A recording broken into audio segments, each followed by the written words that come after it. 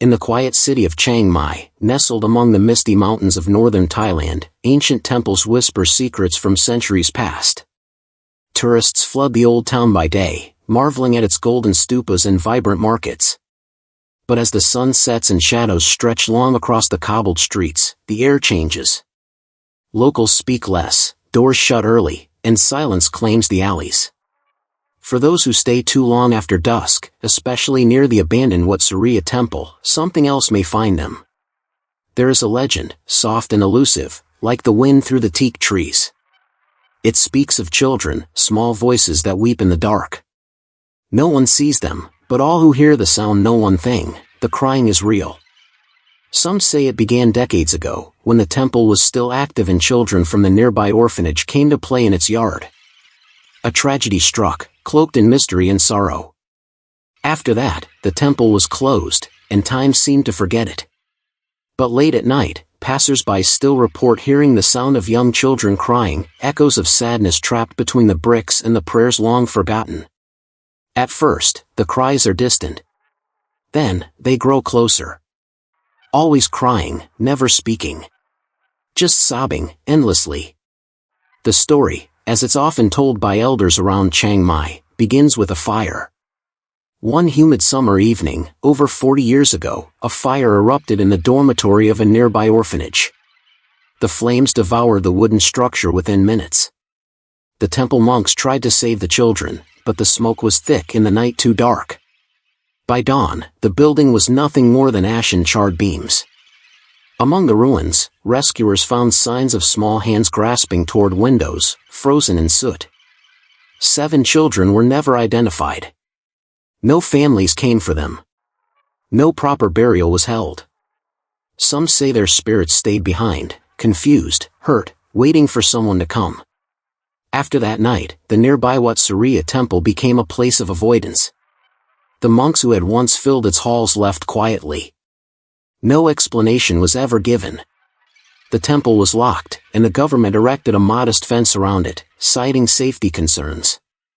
Locals began reporting strange sounds, whispers in the wind, footsteps on empty floors, and most unsettling of all, the faint crying of children, always near the temple grounds. These cries weren't wailing or screaming, but soft and rhythmic, like a lullaby gone wrong.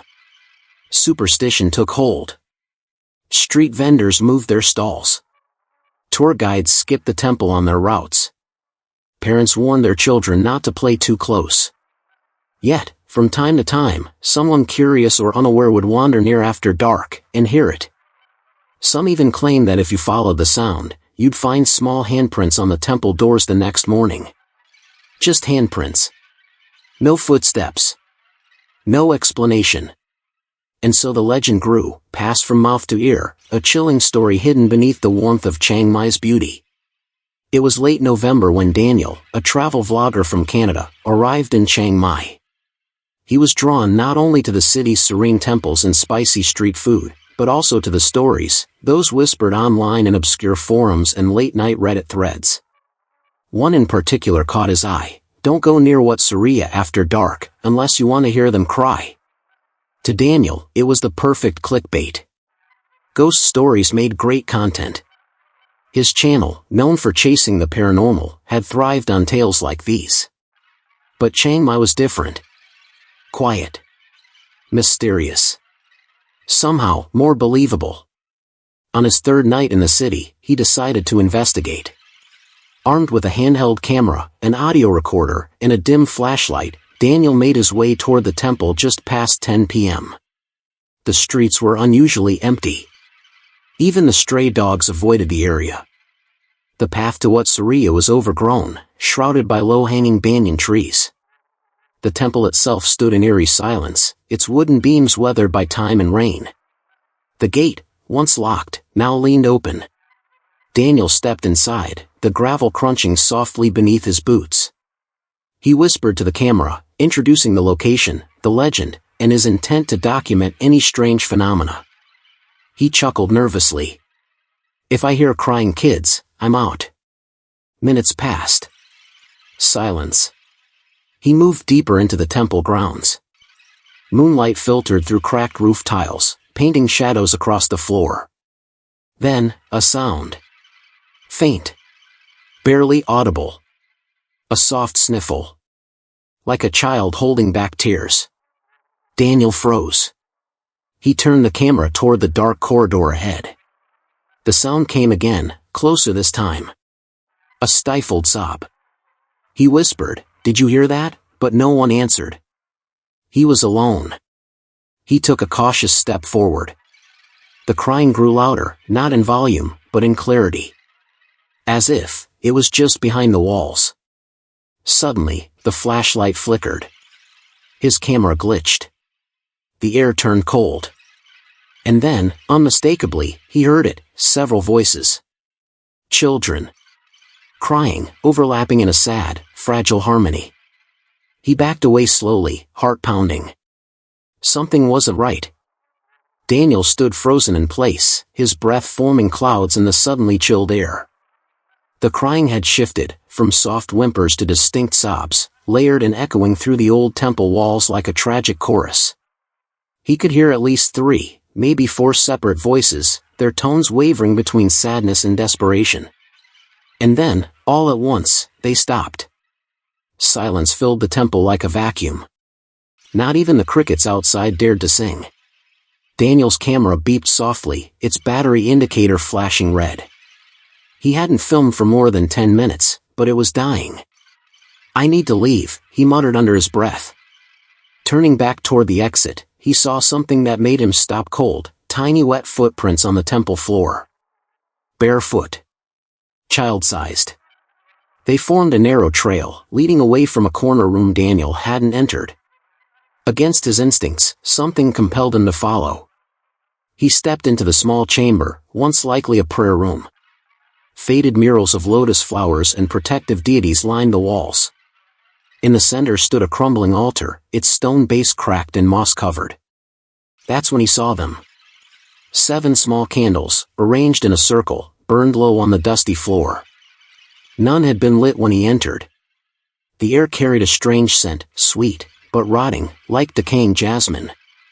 As Daniel raised his flashlight, a soft sob echoed behind him. He spun around. Nothing. But then came the unmistakable sound of bare feet slapping against the stone floor, running. Faint laughter. Children's laughter. He stumbled back, breathing hard, whispering to the camera now barely functioning, "I'm not alone." A shadow moved past the doorway. Just a blur, low to the ground. Then another. And another. The room grew darker, as if the very light was being drained. The crying returned, louder now, almost angry. The sound was all around him. Suddenly, a voice, a child's voice, whispered directly into his ear. "Why didn't you help us?" Daniel dropped the camera. Daniel scrambled to retrieve the camera, his hands trembling.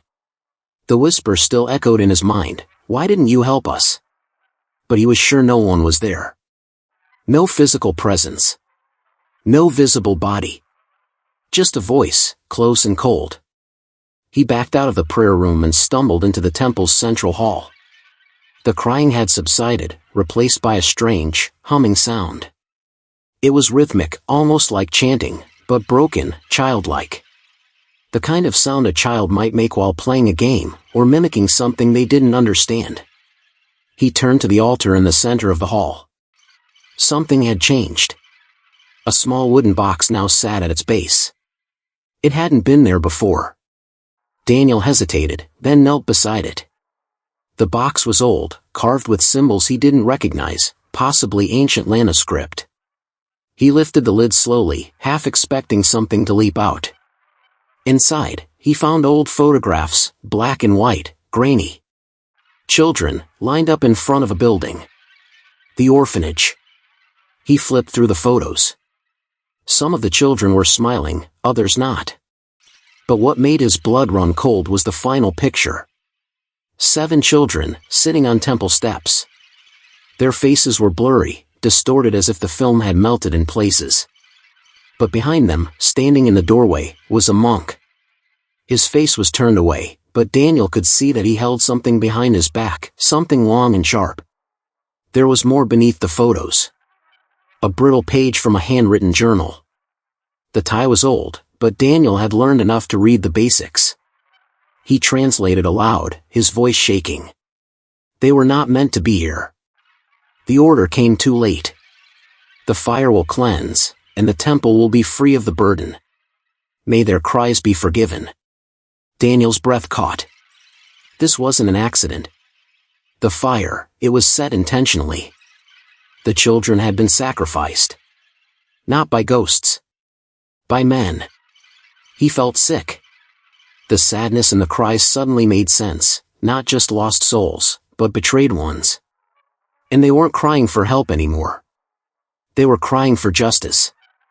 Daniel stumbled backward from the altar, the horrifying truth sinking in.